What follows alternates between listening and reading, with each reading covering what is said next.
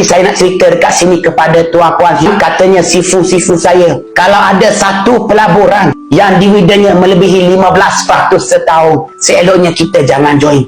Kalau tak nak tersontak. Tuan-puan, kalau ada satu pelaburan masuk 1,000 dapat 100,000, masuk 10,000 dapat 1 juta, bukan kita orang pertama, tetapi bank negara yang mempunyai modal yang kukuh. Jadi saya nak cerita dekat sini kepada tuan-puan, hidup ni tak ada jalan pintas. Orang yang berjaya buat benda betul dengan sabar, insya-Allah. Tak payahlah kita nak fikir nak cepat kaya ke apa, tak ada. Sebab tu katanya mentor saya, kita ni kalau nak berjaya kena buat benda betul dengan sabar. Jadi kita mula bina tapak, mula menabung, tak kisah walaupun serendah 100 sebulan, 200 sebulan. Kalau sekarang kita dapat menyimpan 300 sebulan, itulah arah yang betul untuk kita ubah kewangan diri, keluarga kita kepada lebih baik. Itulah arah yang betul. Sebab apa? Sebab asas membina keuangan yang kukuh tertulis dalam buku keuangan, kita kena mula menyimpan. Buka sahaja akaun emas secara percuma, link di profile TikTok saya, insya-Allah.